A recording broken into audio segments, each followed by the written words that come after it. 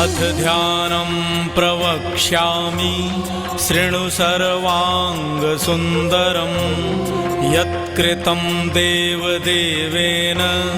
ध्यानं हनुमतः प्रियं पञ्चवक्त्रं महाभीमं त्रिपञ्चनयनैर्युतं बाहुभिर्दशभिर्युक्तं सर्वकामार्थसिद्धिदम् पूर्वं तु वानरं वक्त्रं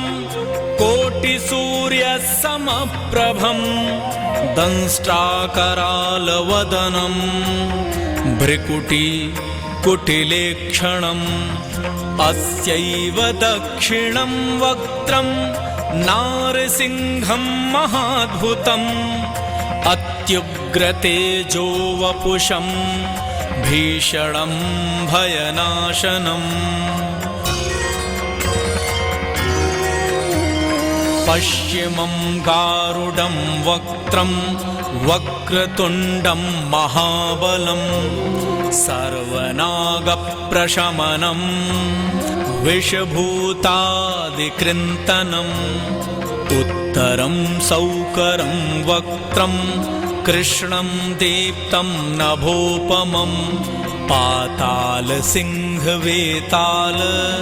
ज्वररोगादिकृन्तनम् ऊर्ध्वं हयाननं घोरं दानवान्तकरं परं येन वक्त्रेण विप्रेन्द्र तारकाख्यं महासुरं जघान शरणं तत्स्यात् सर्वशत्रुहरं परं ध्यात्वा पञ्चमुखं रुद्रं हनुमन्तं दयानिधिम् खड्गं त्रिशूलं खट्वाङ्गं पाशं कुशपर्वतं मुष्टिं कौमोदकीं वृक्षं धारयन्तं कमण्डलुं भिन्दिपालं ज्ञानमुद्रां दशभिर्मुनिपुङ्गवम् एतान्युधजालानि धारयन्तं भजाम्यहम् प्रेतासनोपविष्टं तं सर्वाभरणभूषितं दिव्यमाल्याम्बरं धरं दिव्यगन्धानुलेपनम्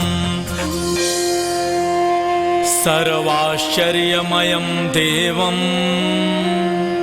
हनुमद्विश्वतोमुखम् पञ्चास्यमच्युतमनेकविचित्रवर्णं वक्त्रं शशाङ्कशिखरं कपिराजवर्यं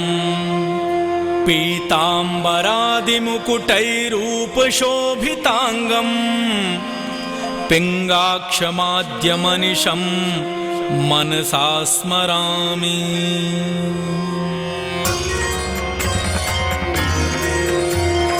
मर्कटेशं महोत्साहं